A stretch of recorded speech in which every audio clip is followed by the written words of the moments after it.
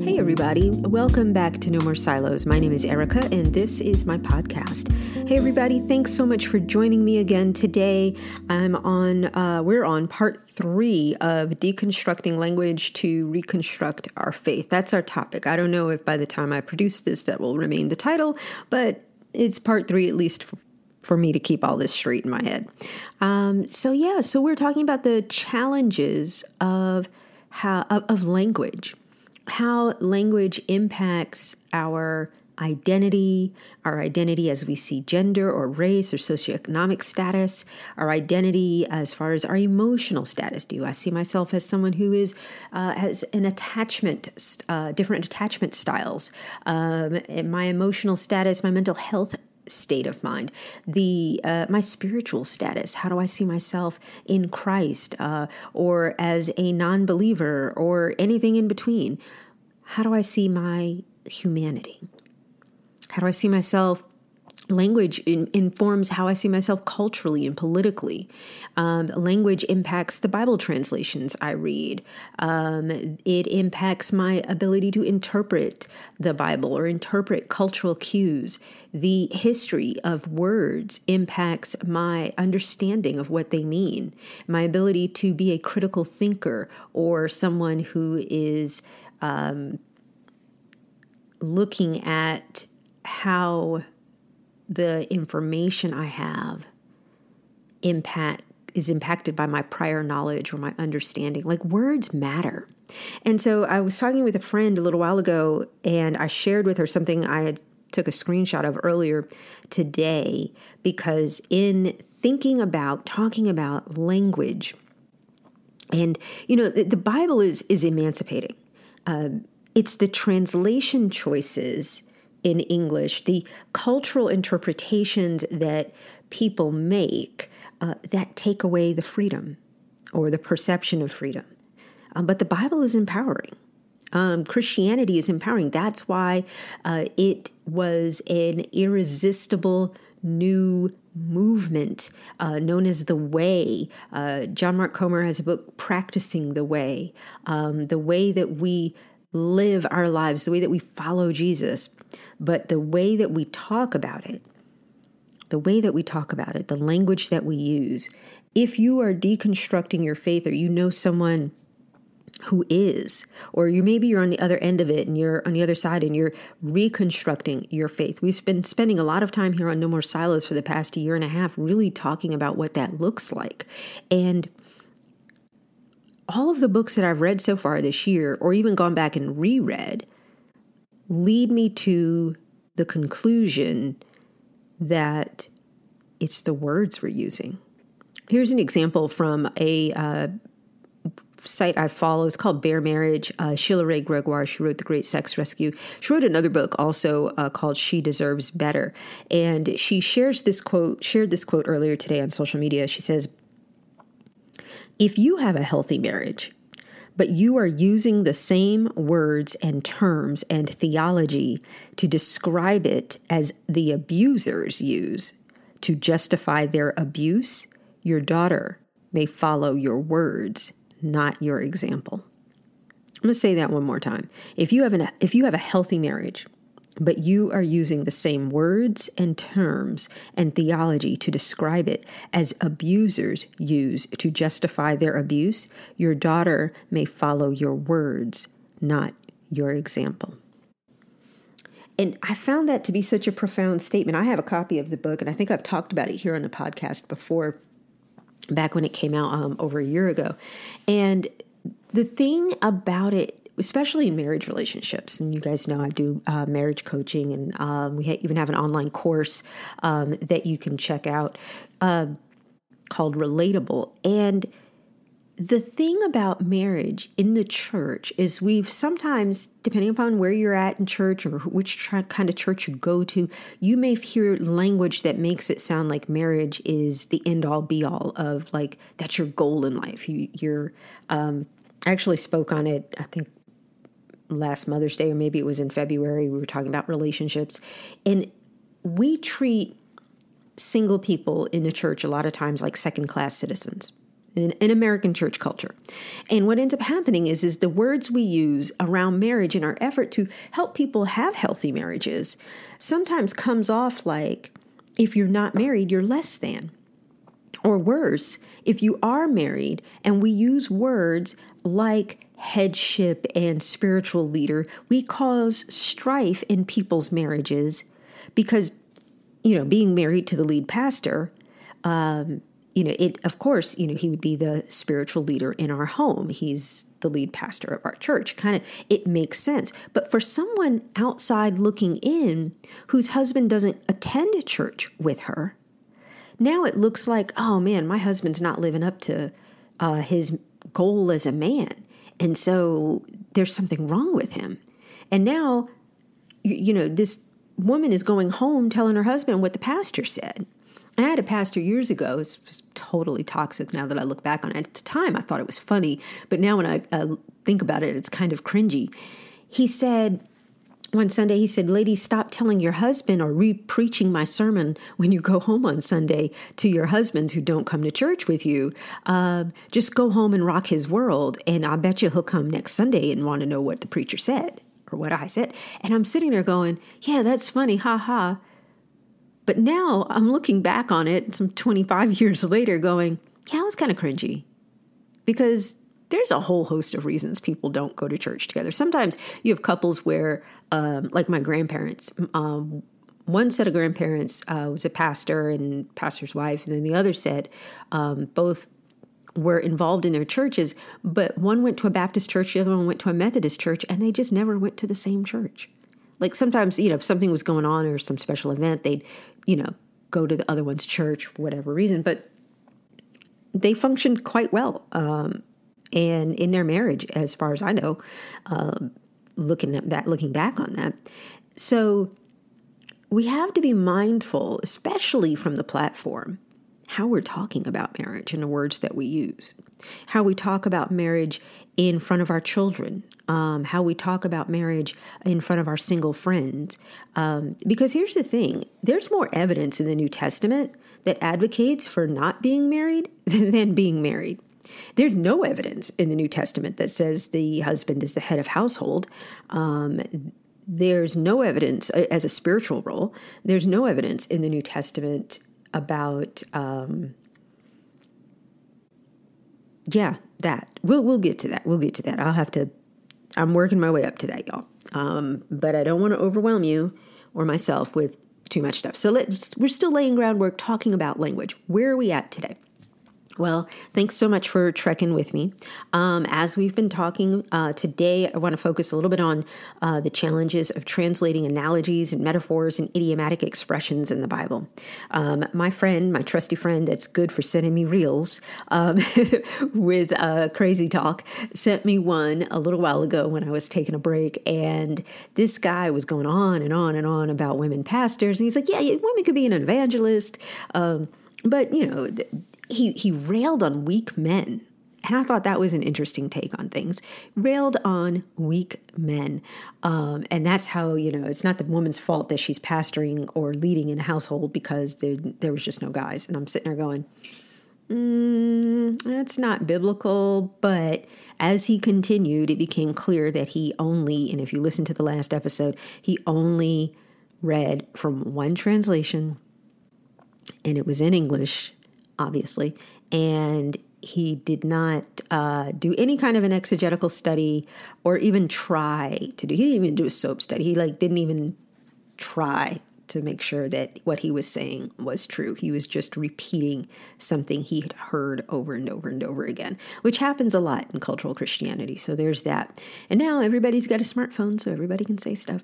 So language with all of its nuances often relies on analogies and metaphors and idiomatic expressions to convey complex ideas, to convey emotions, to convey cultural insights. And the Bible, written in ancient Hebrew, Aramaic, and Greek, is replete with such linguistic devices. However, translating these figures of speech into modern English poses significant challenges. Last time we talked about the translation of the King James Bible. It's a good translation, but we lose it with words like help me Charity changed in First Corinthians chapter 13 to love. So what we're talking about today is how analogies and metaphors and idiomatic expressions from the original biblical languages are translated into English, and examine whether or not they lose some of their meaning in the process.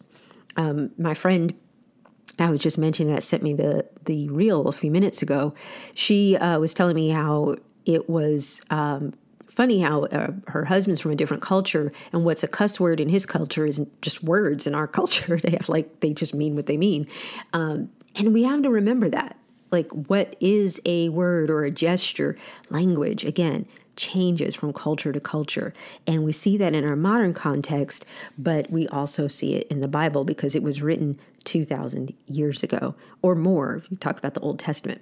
So as we look at the methodologies of translation teams, we're going to get a little bit in the weeds there, the importance of preserving the author's intention, and I'll provide you with a few examples of New Testament passages that are frequently misunderstood due to a lack of contextual reading. So that's where we're going today, and I hope you'll hang with me for all of that.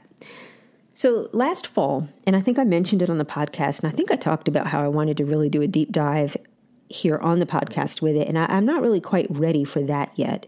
But last fall, I read The Garden Within by Dr. Anita Phillips, and then I got to see her in person. This was all last fall. But over the summer, I've been reading and rereading parts of it as I read other books. Like, for example, I'll be reading one book that makes me think of something that I read in another book. So I get up and I find that other book on the shelf. And then the next thing I know, I'm rereading entire chapters and sections. Anyway, something I noticed this time around was the care that she took with explaining complex ideas so that they're accessible to her readers. As she built up to explaining how neurons are like seedlings. Remember, this is the garden within. She gave definitions for analogies and metaphors in general. So before I share with you her definitions, because I really liked her definitions, and y'all know I was an English major, so I am a fan of how people use their words. But she says this. She says, the Creator planted a garden for us, and then the Creator planted a garden within us. She draws the picture of how what we see in the world around us in the analogy of gardening or gardens, like the Garden of Eden, for example, inform what we understand about even our own humanity, our human bodies, and how we function and how our minds function. And this is not new, you guys. Dr. Caroline Leaf talked about it a few years back, like pre-COVID. She was, the first time I saw her was, I think she was either a guest speaker or at a conference with Stephen Furtick, and she was talking about it, how the brain and trees and how all of that goes. And so Dr. Anita Phillips is talking about it from the perspective of the garden. Now, two completely different audiences, I think, as far as, network of people listening and hearing all of this. But let me share with you her definitions for metaphors and analogies, because I thought they were really basic, simple, and easy to grasp. Metaphors often use two unrelated things to clarify how we feel. And she uses the example of a mom saying this room is a pigsty. And then she goes on to say that another tool for comparing is an analogy. An analogy is like a metaphor in that it compares two unrelated things. But instead of teaching us how things feel, analogies teach us how things work. Analogies teach us how things work. Metaphors take two things and teach us how things feel. And that's important for us as we look at how the Bible uses language, how the biblical authors used language, and even how preachers write sermons that are basically a story used to illustrate scripture that we can apply to our own lives that is filled with analogies and metaphors. But scripture being also filled with analogies and metaphors, a lot of times those were meaningful to the original audiences, and sometimes they lose something in the translation for us now. And the thing I'm thinking about, like, also is, woke language. A lot of folks are kind of over it with the woke language, and I get it, in the critical race theory, and people are, for different reasons, tired of hearing about it, the rhetoric, exhausted with the daily fight of words and social media activism versus real action. And the thing is that while everybody's tired of the culture wars, we still have to be mindful of the dog whistles that exist, the language that is out there. Saying something is woke, the meaning of woke as a slang term or an expression in the African American context is simply wake up. And here's the thing. In the Bible, there's a poem that Paul quotes in the New Testament that says, awaken, sleeper. Like, don't sleep on this. Wake up, be aware, self-awareness. These are things that are important in the New Testament. So, yeah, we should be saying woke. But I get it. It's now a euphemism for anti-racist, anti-racist commentary. Like, if people just, don't be woke, or that church is woke, or that preacher is woke, or that person's woke. And you're sitting there going, this is so exhausting. But the thing that we're missing, or maybe we're not paying attention to, is language. How is language being used? What upsets folks about critical thinking or about critical race theory are the words that we use to understand. The Bible's original languages, Hebrew, Aramaic, and Greek, are rich with analogies, metaphors, idiomatic expressions that often do not have direct equivalents in English. I've mentioned on a podcast before the word love in Greek. There's like 9 to 12 different words that mean love in Greek, in Koine Greek. In English, we have one. I love ice cream. I love my dog. I love my husband. I love my kids. I love my TV. I love that TV show. I still use the word love. And you know what? You, as an English-speaking listener, understood what kind of love I meant for all of it. You just instinctively understood it because you understand English. But if I'm writing in Greek and we look at the Greek, there's different words being used for love. So the linguistic devices are deeply rooted in the cultural and historical context of the ancient Near East and the Greco-Roman world. And so when translated, they may lose their original impact or even be misunderstood if not carefully handled. So analogies and metaphors are used throughout the Bible to convey spiritual truths through familiar images. For example, Jesus frequently uses agricultural metaphors, such as John 15:5, where he says, I am the vine, you are the branches. This metaphor vividly illustrates the relationship between Christ and believers, emphasizing the idea of dependence and sustenance. However, in cultures where grapevines are not common, the full significance of this metaphor may be lost, requiring translators to provide additional context or use analogous concepts familiar to the target audience.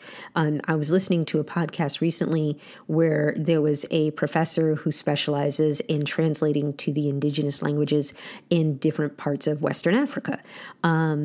And how there are ways that we translate stuff in English that can cause great harm in communities when translated into their language. We have to be very mindful of that, even in the way that we use language from the pulpit or as we're talking to our friends who are deconstructing, especially people who are coming out of a cult or an almost cult type of fundamentalist background. And that can happen no matter whatever your race or ethnicity is. So sometimes that additional context is going to be important. Idiomatic expressions present even greater challenges. Hebrew and Greek idioms often do not translate smoothly into English, leading to potential misunderstandings. For example, there's a Hebrew idiom to lift up the face, and it means to show favor, but when translated literally, it may confuse English readers. Like, lift up the face, huh? What? Similarly, there's a Greek idiom, often translated as against whom, and a man in Matthew 10, a man against his father. And it reflects a familial tension that is not immediately apparent in English without understanding the idiomatic nature of the phrase. So here's the thing. A lot of times, one of the ways I like to explain it is I grew up in New York, but I've lived in Georgia now for over 25 years. There are things that we would say or tones we would take as New Yorkers. And if you're not from up north, it may seem rude, or it may seem, you may miss the point or misunderstand what's being said. It's important to be aware of that. Like if you're a public speaker, you've been taught to, be aware of your audience, know who you're talking to. Your joke might fall flat to a group who doesn't get that, or it's a generational thing. They didn't, they missed it. They missed the point. Same thing with certain phrases. My husband often quotes from hip hop songs, and he quoted from a song last Sunday in church, and because I'm not as hip and cool as he is, I wasn't even familiar with the song, but the 20-somethings in the audience were all like, oh man, he quoted that song. You listen to that? You got to know your audience. But the rest of us, we were like, that didn't make any sense. The work of translation teams and committees plays a crucial role in bridging the gap between the original languages and modern English. And so their goal is to carefully and faithfully convey the meaning of the biblical text while making it accessible and understandable to contemporary readers. And so this process involves several key steps. And I don't want to take the time to go all the way into the weeds because I did in my notes here, but I'm looking at it and I'm like, I don't know how much of that is really necessary to share. I'll just give you the highlights. There's 4 key things, but I will do this. I'll put a version of this talk on the blog in a couple of weeks, and that way you have it so that if you want to do that deep dive, you can. But number 1 is exegesis and contextual analysis, which is something that I talk about all the time. Like translating the metaphor of Jesus as the Good Shepherd. Translators have to consider the pastoral context of ancient Palestine, where shepherding was a common occupation. We bring that into our world today, but if you didn't grow up in church, you've probably not really heard about shepherds before or sheep in that context. And so some things could get lost in your audience, especially if you're talking to folks who are new believers, or someone who just didn't grow up anywhere near a farm. We used to tell a joke where I lived in suburban New York City. When kids would move up from the inner city into the suburbs, we would joke with them about the animals we would see on the school bus on the way to school, because we would pass several farms. And I remember a kid being excited, and eventually this was a true story. It turned into a kind of a joke, tall tale, but looking out the window and seeing horses and cows and going, what are those? And we're like, those are horses and cows.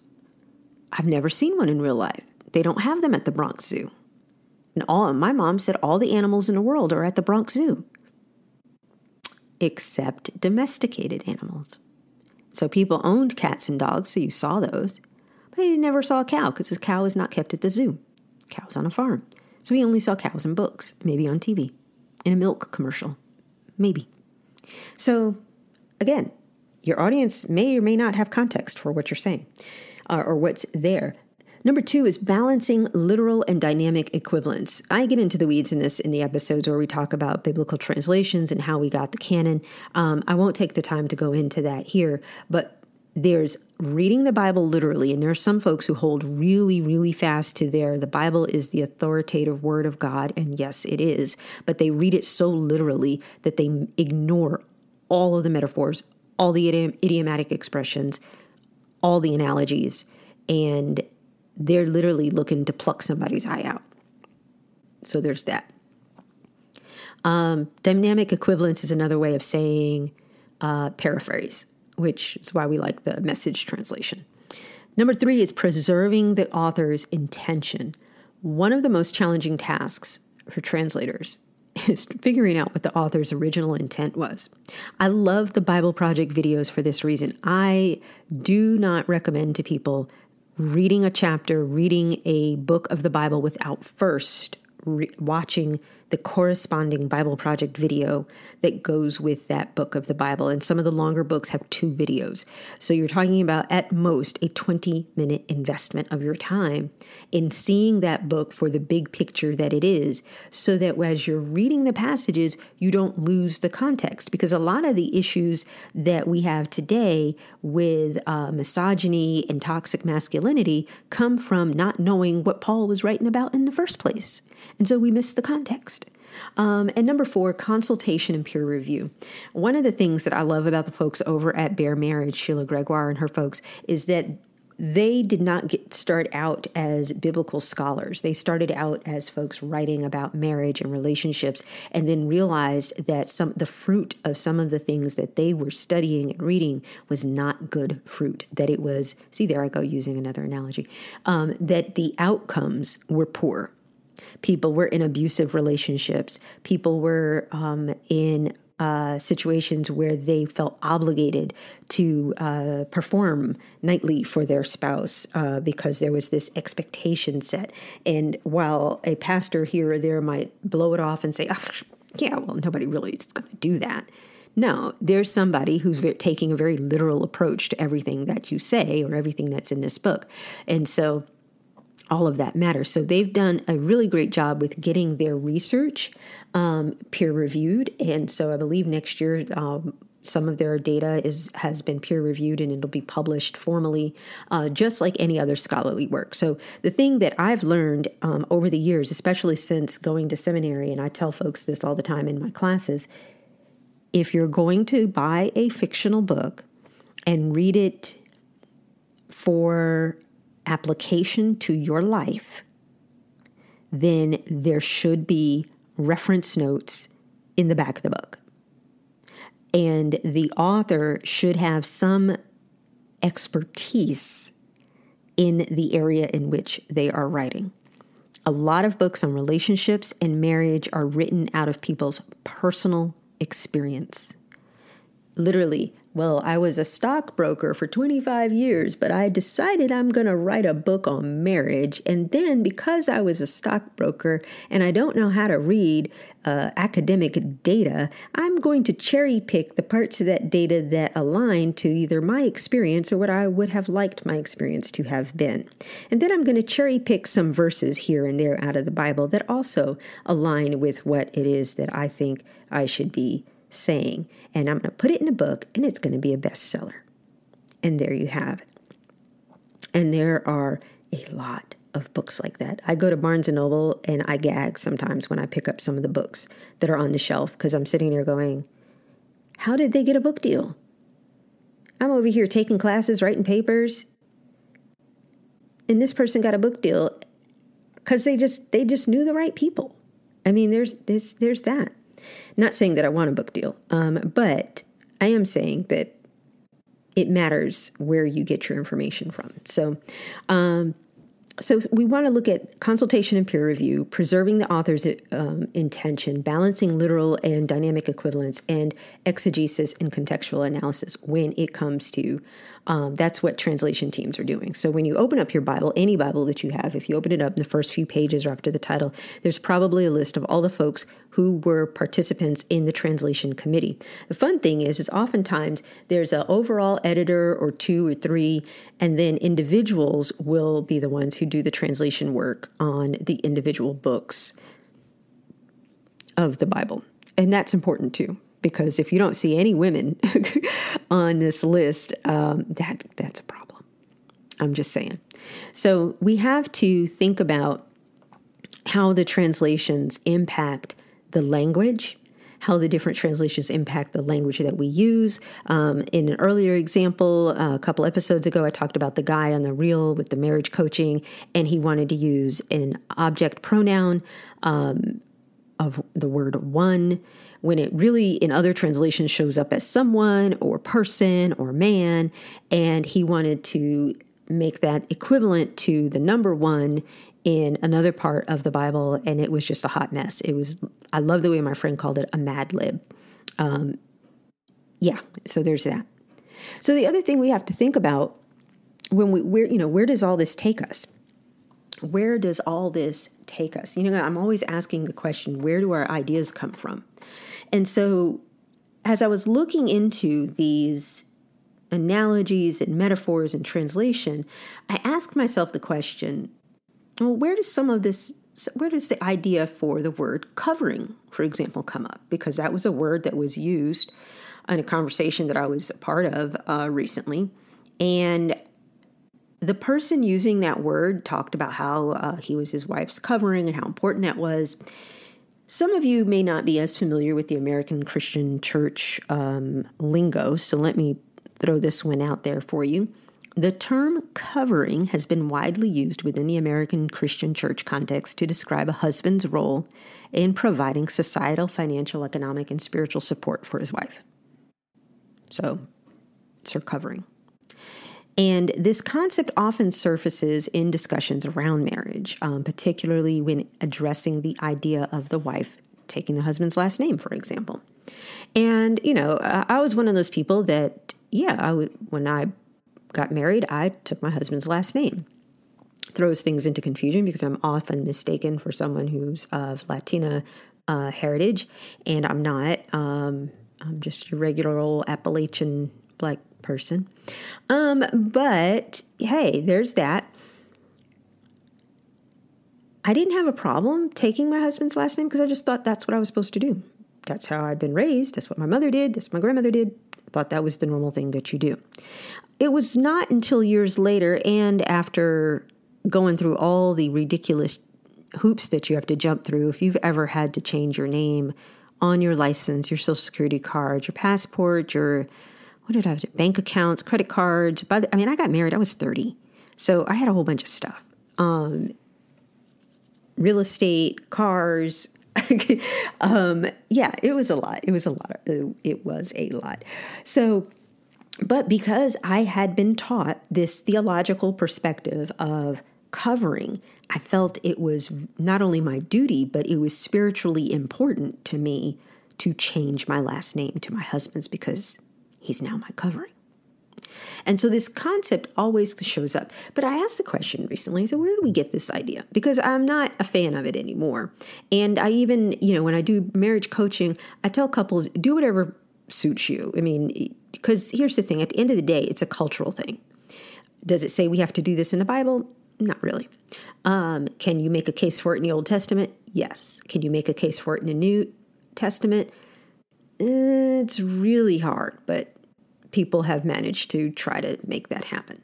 But here's something that's interesting. I was reading the Mother Tongue book that I told you guys about the other episode by Jenny Nuttall. Yeah. And in the 16th, 17th century, the idea of a covered woman really comes from a legal context.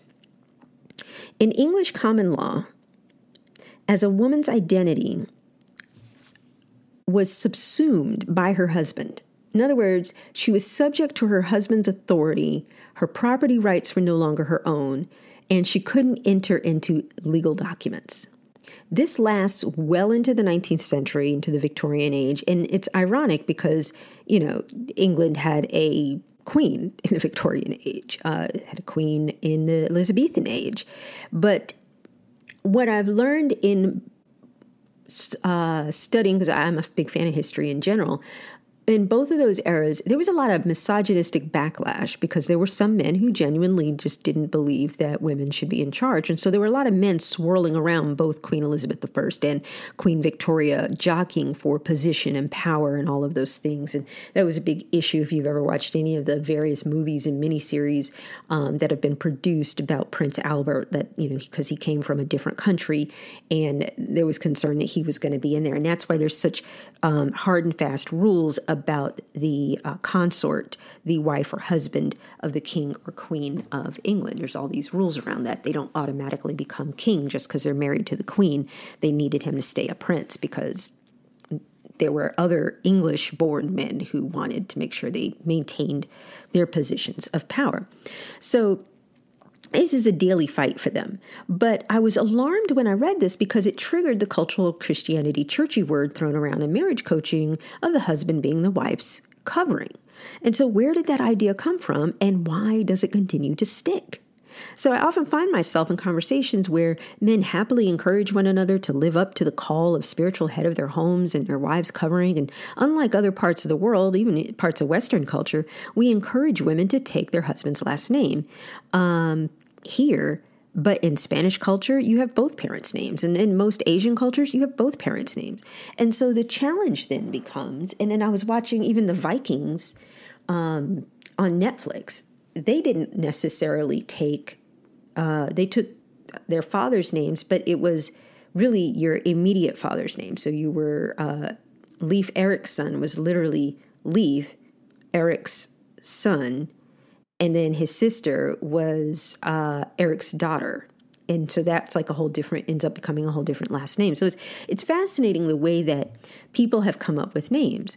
But we've had all of these combinations of cultural traditions and historical interpretations of scripture that get conflated together. And of course, in our modern theological perspectives, all of this has had a huge implication that's evolved over time, raising important questions about the biblical foundation and how it aligns with the idea of mutual partnership in marriage, especially considering what we talked about last time about the biblical role of the wife as an ezer kenegdo, a helper suitable or corresponding to him, indicating actual help, not the maid, and corresponding actually like of the same, like we were made together. And it's what it says in Genesis. Humankind was made at the same time. And then God puts Adam to sleep. And Adam simply means human at that point, and is not a proper name. And then Eve is kind of separated out of his side. And if even further research will tell you it's not a rib. It's like literally the word in Hebrew is for side. And so when people are deconstructing and reconstructing their faith, language matters. Rib, what does rib make you think of? Little, tiny, inconspicuous, unimportant part of the male body. And then we just think God is magical and could do poof and make the woman out of that, as opposed to what might have actually been a little bit more aligned with the truth, and that is like a whole side, like split them in half and took a side and then kind of made it go from there. Right? I mean, I'm no biologist. I was an English major. But having said that, language matters. You see where I'm going here? So we've got this usage of the word covering, which sounds like it goes with, it sounds like it's biblical. It sounds like it's spiritual. It's given a lot of men a very, very,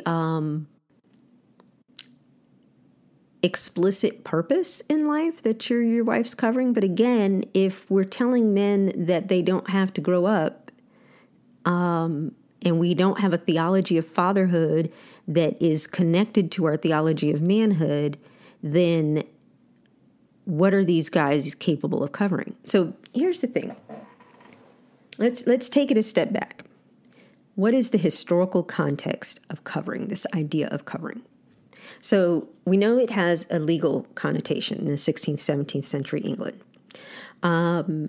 When I ask the question, where did we get this from a biblical standpoint? Here's what I get. I get Ruth chapter 3. Ruth asks Boaz to spread the corner of his garment over her, a phrase that signifies protection and provision in the context of marriage. But this act is more about, here goes that context, pesky context again. This act is more about Boaz's role as a kinsman redeemer than a theological statement about marital roles. Yet it's sometimes interpreted as a type of covering. There goes that interpretation again. So let me back up again. Covering in marriage has its roots in ancient customs where a woman's identity and protection were closely tied to her relationship with her father or husband. In many ancient societies, women were often considered under the authority of their fathers until marriage, at which point they would come under the authority of their husbands. This is ancient culture. This is not Bible necessarily. This is just how people rolled. Interestingly enough, if you look at the Christmas story, the Nativity, Mary, does she ask Joseph for his permission to have the child of God? Or does she ask? Does she tell the angel, you know what, let me go talk to my dad. I need to make sure that's going to be okay. No. She has complete autonomy and authority over her own body and her faith. And she says, yes, I am the servant of God. So my understanding then, if I'm reading that, is Mary was like, hey, we're going to do what we're going to do. God asked me to do something. I'm rolling with it. So there's no covering here. Like the angel tells Joseph, don't kick her to the curb, keep your engagement. This is what's really going on and all of that. But more because she's now needs protection, because if she shows up pregnant, she's going to get stoned to death, because that's the culture that she's living in. So this transfer of authority, getting back to the point here, was often symbolized by the change of a name or symbolic gestures, such as the husband giving a covering like a veil or a garment to the wife, signifying his responsibility for her well-being. That's why, at weddings, you lift the husband, the new husband lifts the veil, because now he can see his bride, but she comes down the aisle veiled with her father. Like there's all of this context that's cultural that's thrown in here into these words. Not saying it's bad.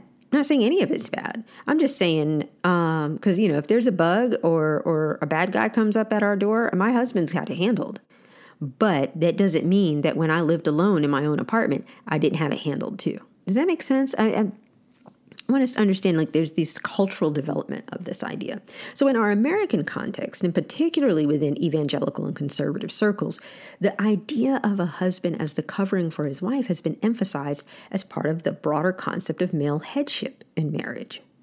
And this teaching often draws from passages like Ephesians 5, where Paul instructs wives to submit to their husbands as the church submits to Christ, and husbands to love their wives as Christ loved the church. But what's funny here is that the verse 21, where it says submit one to another as Christians, just in general, the word submit is not repeated in the Greek as it is in our English context, which is a translation decision that the translation folks decided to make to repeat it, because how do you often see these verses displayed in your Bible? Verse 21 is the end of one paragraph. Verse 22 in chapter 5 of Ephesians is the next paragraph. There's a whole new subtitle in there about what wives are supposed to do, and we miss that verse about submitting to one to another.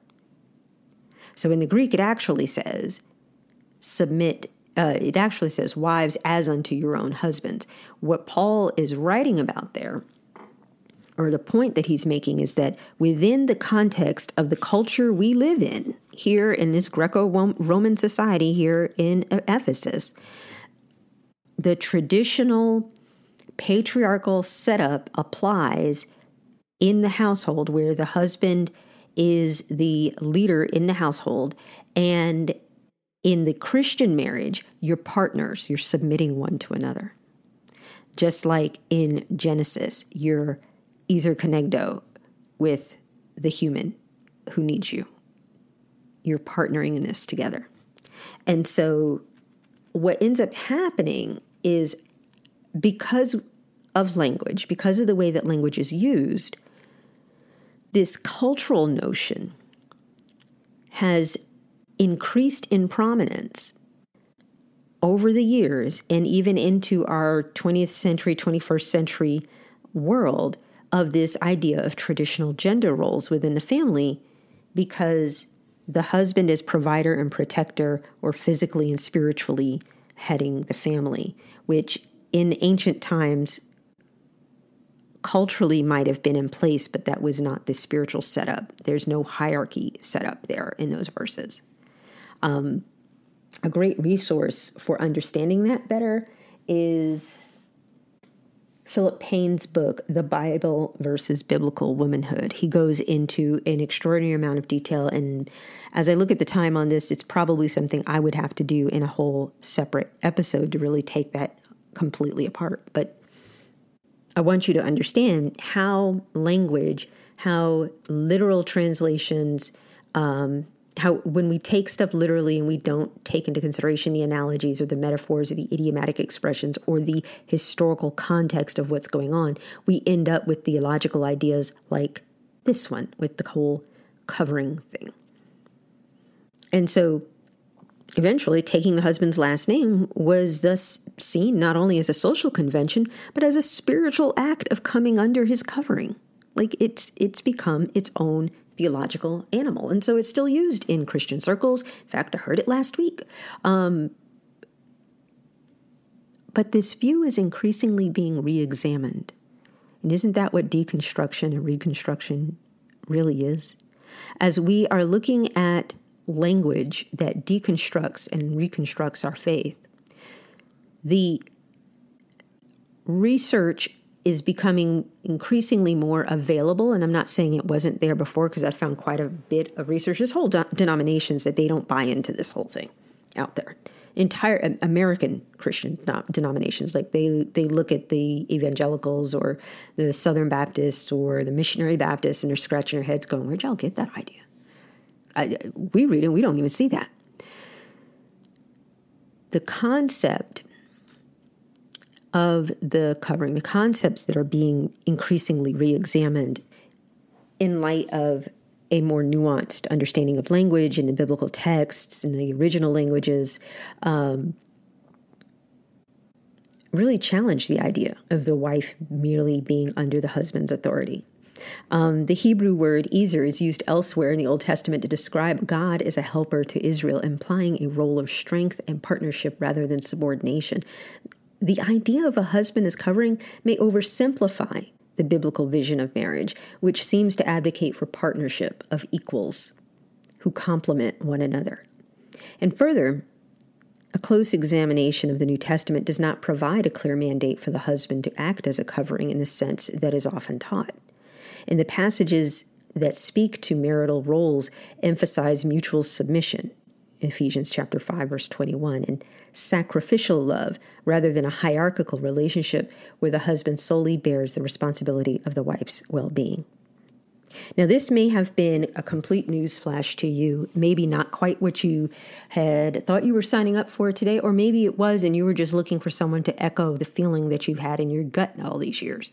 I will tell you, in all transparency, my husband sometimes says he liked me better before I went to seminary because, hey, guess who bought into the whole covering thing and went to every government agency in the land and changed her last name? And I'm okay with that. I am.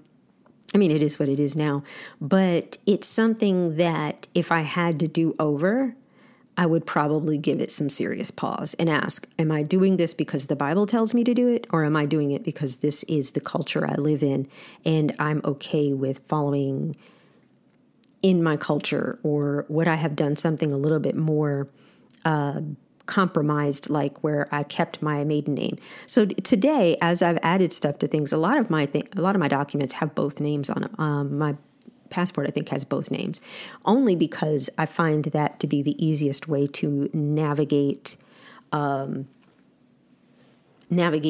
I have something that has my maiden name on it. It's easier just to have it on both. But so there's that.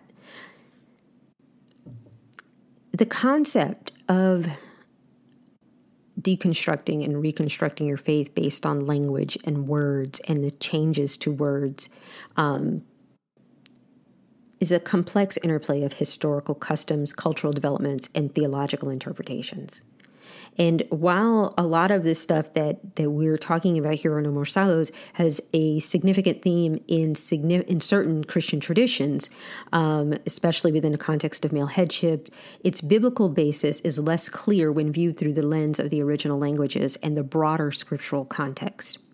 And I think that's an important point to make, especially if you have friends. When I was homeschooling, I can tell you, I had a number of women tell me they really want their kids to grow up in a church environment, but they don't go to church anymore because they couldn't wrap their mind around the whole male headship thing. And there's so much emphasis was put on that. And a lot of times their husbands weren't even interested in it. Like they're sitting there going, why do I have to be the priest in my home? What is that? How does that make me a better follower of Jesus? And so these are real questions that real people have. And if you're talking to someone, talking them through their deconstructing and reconstruction process, you've got to show them that at least you've done a little bit of the homework and invite a deeper understanding that goes beyond traditional notions of authority and submission towards a model of mutual respect for humanity and shared responsibility. At the end of the day, it's about not dehumanizing the other person.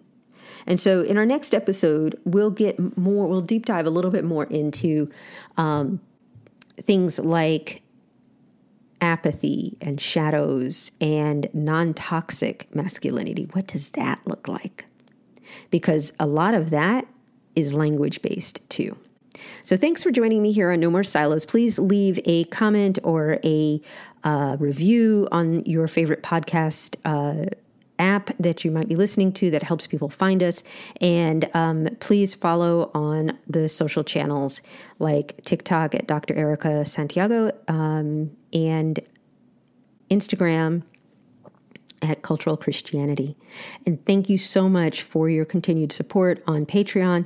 I really appreciate it. It does make a difference. So thank you so much. Thank you for your prayers, most of all, and good thoughts towards this. And we'll be back with another episode as we continue our conversation about deconstructing language to reconstruct our faith. Thanks for joining me today.